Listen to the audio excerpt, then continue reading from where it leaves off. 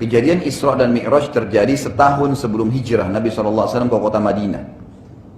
Jadi tepatnya tahun 12 ya, dari masa penobatan Nabi.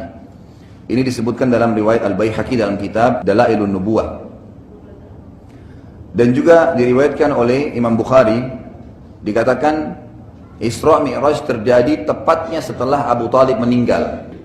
Kisah Isra Mi'raj ini disebutkan oleh Allah SWT dan dinamakan surah Al-Quran dengan kejadian tersebut, surah Isra. Surah Al-Isra ini urutan 17 dalam Al-Quran dan Allah ceritakan di ayat satunya, A'udzubillahi minasyaitonirrajim, Bismillahirrahmanirrahim. Subhanalladzi asra bi'abdihi laylan minal masjidil harami ilal masjidil aqsa alladzi barakna hawlahu linuriyahu min ayatina innahu huwas sami'ul basir. Maha suci Allah yang telah memperjalankan hambanya pada suatu malam dari Al-Masjidil Haram ke Masjidil Aqsa yang telah kami berkahi sekelilingnya agar kami perlihatkan kepadanya sebagian dari tanda-tanda kebesaran kami. Perhatikan terjemahannya ya. Ini maksudnya Isra dan Mi'raj untuk ini. Bukan hanya perintah sholat, tapi diperlihatkan kepadanya kepada Nabi Muhammad SAW sebagian tanda-tanda kebesaran kami. Sesungguhnya Dia Allah adalah zat yang maha mendengar lagi maha mengetahui. Masjidil Haram adalah Masjid Haram di Mekah dan Masjidil Aqsa adalah masjid yang ada di Palestina. Pada saat akan terjadi Isra dan Mi'raj, pada malam itu terjadi pembelahan dada Nabi SAW yang kedua kalinya. Yang pertama kali masih ingat kapan pembelahan dada? Waktu umur beliau 6 tahun. Waktu beliau masih tinggal bersama dengan Halimah Sa'diyah di padang pasir.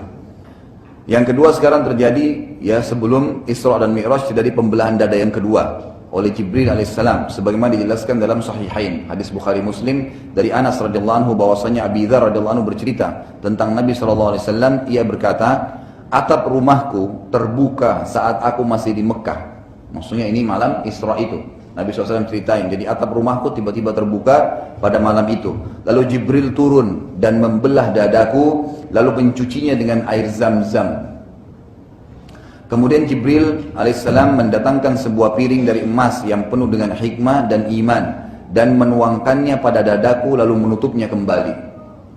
Kemudian Jibril memegang tanganku dan membawaku naik ke langit. Saat tiba di langit pertama, Jibril berkata pada penjaganya, bukalah. Penjaga tersebut, penjaga langit dari malaikat berkata, siapa kamu? Jibril menjawab, aku Jibril. Penjaga berkata, apakah engkau bersama orang lain? Jibril menjawab, iya, Muhammad. Penjaga tersebut dari malaikat berkata, apakah ia telah diizinkan untuk lewat? Kata Jibril alaihissalam, iya. Maka bukalah. Maka dibukalah pintu langit pertama. Ada beberapa riwayat Bukhari yang lain menjelaskan, kata Nabi SAW, pada malam aku diisrakan, aku dijalankan malam hari, aku sempat tertidur, lalu aku melihat datang kepadaku Jibril dan bersamanya burak. Nah, burak ini disebutkan dalam beberapa riwayat lain adalah seekor kuda berwarna putih yang memiliki 2 buah sayap. Kata Nabi SAW, yang burak itu ya kecepatannya di mana dia letakkan kakinya maka langsung sampai ke ujung pandangan mata. Jadi cepat sekali gitu perjalanannya. Lalu kemudian membawaku ke langit. Kemudian terjadilah kalimat yang sama. Jibril berbicara dengan penjaga langit dan berkata, ya, bukalah. Maka penjaga langit sempat berkata, dari malaikat nih, siapa kamu? Padahal sebenarnya Jibril alaihissalam ini adalah pimpinan malaikat. Pimpinan para malaikat. Kata sebagian ulama hadis, berarti pintu langit itu tertutup rapat dan juga menjadi hijab terhadap para malaikat. Jadi malaikat sendiri tidak bisa melihat ada apa di belakangnya langit itu. Mereka pun tertutup. Lalu kata Nabi SAW, saat kami sedang di langit pertama, kami melihat seseorang yang sebelah kanannya terdapat sekelompok orang dan sebelah kirinya juga sekelompok. Ada orang lagi duduk, sebelah kanannya ada orang, sebelah kirinya ada orang, sekelompok-sekelompok itu. Bila orang itu melihat ke arah kanannya, maka ia tertawa. Dan bila ia lihat ke arah kirinya, ia menangis. Ia berkata kepadaku, selamat bertemu wahai anak yang saleh dan nabi yang saleh. Aku bertanya pada Jibril, siapa orang ini wahai Jibril? Nabi SAW tidak tahu. Kata Jibril AS, ia adalah Adam. Dan yang di kanan dan kirinya adalah keturunannya. Yang di sisi kanannya penghuni surga. Makanya dia tertawa dan tersenyum waktu melihat mereka. Dan yang di sisi kirinya adalah dari keturunan yang merupakan penghuni neraka. Wa na'udzubillah. Karena itulah, bila ia melihat ke arah kanan ia tertawa, dan bila ia lihat ke kiri dia menangis. Lalu aku dibawa oleh Jibril ke langit yang kedua. Saat tiba di langit kedua, Jibril berkata lagi pada penjaganya, ada lagi penjaga langit kedua. Bukalah. Lalu penjaga tersebut menanyakan sama dengan penjaga langit pertama. Siapa engkau? Dia mengatakan Jibril. Siapa bersamamu? Muhammad. Apakah dia sudah diizinkan? Iya. Bukalah. Baru dibuka pintunya. Riwayat Bukhari lain menjelaskan juga bahwasanya Nabi SAW bersabda, saat saya sedang di Masjidil Haram, Jibril AS datang kepada saya lalu membawa saya dengan burak atau hewan antara kuda dan keledai, dan membawa saya ke Masjid Aqsa. Kalau tadi kan riwayat pertama itu langsung ke langit. Nah ini riwayat yang kedua menjelaskan ke Masjid Aqsa. Maka Nabi SAW pun lalu masuk dalam masjid dan ternyata di dalamnya berkumpul seluruh Nabi. Lalu beliau SAW ya, sholat dan mengimami mereka. Bagaimana? Allahu alam, kita nggak tahu. Jadi ini jelas alam ruh ya. Karena semua Nabi-Nabi dan Rasul itu dihadirkan oleh Allah SWT di Masjid Aqsa waktu itu, dan Nabi SAW sholat mengimami mereka. Juga tidak dijelaskan tentang sholat apa itu. Disebutkan juga dalam ringkasan riwayat, burak mempunyai kecepatan dengan meletakkan sekali kakinya maka langsung sampai ke tujuan. Juga bisa dibayangkan bagaimana kemuliaan Masjid Aqsa pada saat itu, sampai semua Nabi alaihimussalam kumpul dan sholat berjamaah dan dipimpin oleh manusia yang terbaik, Nabi kita Muhammad sallallahu alaihi wasallam. Lalu Jibril AS datang dan membawa 2 buah gelas pada saat itu ya. Yang satu berisi susu dan yang lainnya berisi khamar. Lalu Nabi SAW disuruh pilih, yang mana kau pilih wahai Muhammad? Nabi SAW mengatakan, maka aku pun memilih susu. Dan Jibril berkata, engkau telah memilih dengan benar, maka engkau dan umatmu mendapatkan petunjuk. Lalu saya dimi'rajkan ke langit. Sebagaimana ya ada juga di dalam bahasa Arab, mi'raj itu bisa berarti sebuah tangga yang dinaikin. Orang kalau naik ke atas pakai tangga namanya mi'raj.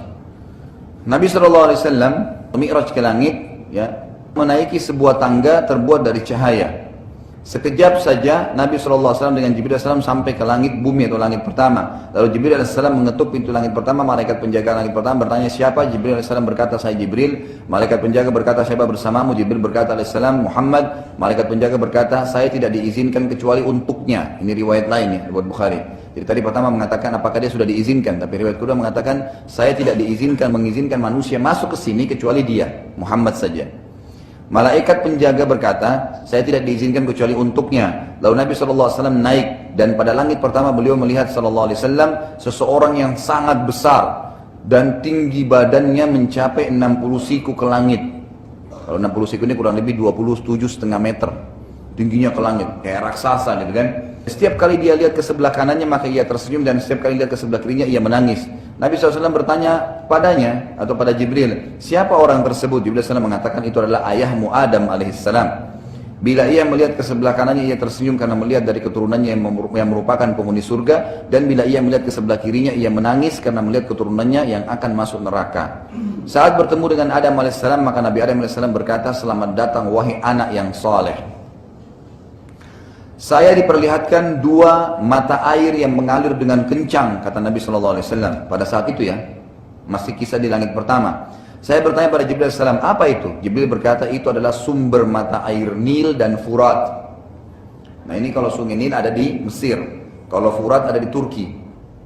Lalu kata Nabi SAW, saya juga diperlihatkan orang-orang yang berenang di lautan darah, dan di pinggiran lautan itu seseorang yang menunggu. Siapapun yang sampai di pinggiran langsung dihantam pada mulut mereka dengan batu hingga mulutnya hancur dan terpaksa jatuh ke lautan tersebut lagi.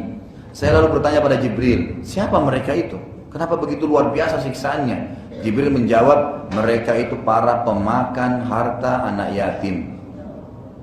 Yang ketiga kata Nabi SAW, aku diperlihatkan orang-orang yang perutnya penuh dan membesar, dan tiba-tiba saja segerombolan orang diseret dengan keras dan menginjaki perut-perut mereka. Lalu saya bertanya pada Jibril, siapa mereka wahai Jibril? Jibril AS mengatakan, yang diinjaki perutnya tadi membengkak itu adalah orang-orang yang memakan riba, dan yang menginjaki mereka adalah keluarganya Fir'aun yang setiap pagi dan sore dibawa ke neraka. Yang keempat, saya diperlihatkan orang-orang yang ditawarkan di hadapannya makanan yang baik dan juga makanan yang busuk. Tetapi anehnya, orang-orang ini malah memilih makanan yang busuk. Lalu saya bertanya pada Jibril AS, siapa mereka? Jibril menjawab, mereka para pezina. Ini kenapa? Karena mereka pada saat di dunia disodorkan cara hubungan biologis yang halal, mereka pilih yang haram. Maka mereka tidak memilih makanan yang baik. Lalu kata Nabi SAW selanjutnya, lalu saya naik ke langit kedua. Dan di sana saya melihat dan menemukan dua nabi yang berhubungan kerabat secara langsung. Mereka adalah Isa dan Yahya alaihimassalam. Isa berkulit putih dan rambutnya berminyak, seakan-akan baru saja mandi. Dan Isa alaihissalam tidak tinggi juga tidak pendek. Keduanya berkata kepadaku, selamat datang wahai saudaraku yang soleh. Lalu aku dinaikkan ke langit yang ketiga, dan aku menemukan di sana Yusuf alaihissalam. Dan Nabi SAW mengatakan, aku benar-benar kagum melihatnya dan benar ia telah dikaruniakan setengah kegagahan dunia. Kemudian langit yang keempat, aku bertemu dengan Idris alaihissalam. Ini Allah SWT mengatakan, dan kami tinggikan derajatnya Idris, ditaruh di langit keempat, yang berkata kepadaku, selamat datang wahai Nabi yang soleh dan saudaraku yang soleh. Lalu aku dinaikkan di langit yang kelima, terdapat Harun alaihissalam, adiknya Nabi Musa alaihissalam, yang berkata, selamat bertemu wahai Nabi yang soleh dan saudaraku yang soleh. Lalu aku naik ke langit ketujuh, terdapat Musa alaihissalam, yang berkulit hitam, kurus dan bertubuh tinggi, yang berkata, selamat bertemu wahai Nabi soleh dan saudaraku yang soleh. Lalu aku naik ke langit ketujuh, dan di sana terdapat Baitul Ma'mur. Baitul Ma'mur ini tempat tawafnya para malaikat, sama kalau kita di dunia ini Ka'bah. Lalu kata Nabi SAW, pada Baitul Ma'mur ada seorang yang sudah tua dan sedang bersandar padanya. Dan ia adalah orang yang paling dekat dengan Nabi kalian wajahnya. Lalu aku bertanya, siapakah orang itu? Ternyata dia adalah Ibrahim alaihissalam. Ya. Dan Ibrahim alaihissalam berkata, selamat datang wahai anakku yang soleh. Lalu saya bersama Jibril alaihissalam sampai ke Sidratil Muntaha.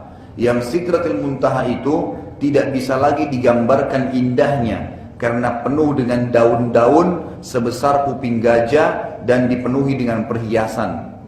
Pada saat itu Jibril alaihissalam berubah menjadi poster aslinya malaikat. Jadi tadi waktu datang masih seperti manusia. Sampai ke langit ketujuh barulah Jibril alaihissalam kembali sebagai poster malaikat. Ini Allah ceritakan dalam surah An-Najm urutan 53 ayat 13 sampai 18. Dan sesungguhnya Muhammad telah melihat Jibril itu dalam rupa yang aslinya pada waktu yang lain. Ayat 13, ayat 14-nya yaitu di Sidratil Muntaha. Apa itu Sidratil Muntaha? Adalah tempat tertinggi di atas langit ketujuh. Ya. Ayat ke-15, di dekatnya Sidratil Muntaha itu ada surga tempat tinggal. Kemudian ayat ke-16, Muhammad telah melihat Jibril ketika Sidratul Muntaha diliputi oleh sesuatu yang meliputinya. Artinya kelihatan keindahannya. Kata Nabi SAW, saya tidak bisa menggambarkan indahnya karena luar biasanya gitu. Lalu ayat 17, penglihatannya Muhammad tidak berpaling dari yang dilihatnya itu dan tidak pula melampauinya. Artinya terkagum-kagum melihat keadaan Sidratul Muntaha dan juga melihat Jibril dengan poster aslinya sebagai malaikat. Kemudian di ayat 18 dikatakan, sesungguhnya dia, Muhammad telah melihat sebagian tanda-tanda kekuasaan Tuhannya yang paling besar. Artinya melihat 7 lapis langit, penghuninya dari malaikat, ruh para nabi-nabi, gitu kan, Baitul Ma'mur di sana, Sidratul Muntaha dan seterusnya. Saat itu Jibril AS tidak melanjutkan perjalanan dengan Nabi SAW dan Jibril AS berkata, saya hanya diperintahkan sampai di sini. Nabi SAW berkata, tiba-tiba cahaya Allah Subhanahu Wa Taala menerangi seluruh Sidratul Muntaha hingga menjadi sangat indah dan tidak dapat digambarkan lagi keindahannya. Dan Nabi SAW diajak berbicara oleh Allah Subhanahu Wa Taala tanpa perantara, dan pada saat itu Allah Subhanahu Wa Taala menyampaikan tentang perintah mengerjakan sholat. Kemudian awalnya diperintahkan 50 waktu sholat dan akhirnya dimudahkan sampai menjadi 5 waktu sholat. Tapi 5 waktu sholat pahalanya sama dengan 50 waktu sholat. Kisahnya adalah saat Nabi SAW kembali ya, ke langit tertentu yang bertemu dengan Musa AS. Musa AS berkata, apa yang telah dicatatkan Allah untuk umatmu? Kata Nabi SAW, 50 waktu sholat. Kata Musa AS, kembalilah, mintalah kepada Allah agar diringankan karena umatmu yang sangat lemah. Maka Nabi SAW kembali terus meminta. Ada sebagian athar mengatakan, ya atau riwayat yang sahih, itu Allah SWT kurangi, setiap minta 5 waktu sholat dikurangi. Sampai terakhir, yang Musa AS selalu mengatakan, kembalilah masih berat, kembalilah masih berat. Dan Allah SWT mengatakan, wahai Muhammad, dia adalah 5 waktu sholat, tapi pahalanya adalah 50 waktu sholat. Tetap pahalanya besar, karena kita kan setiap satu pahala dilipat gandakan menjadi 10 kali lipat khusus untuk Muhammad SAW.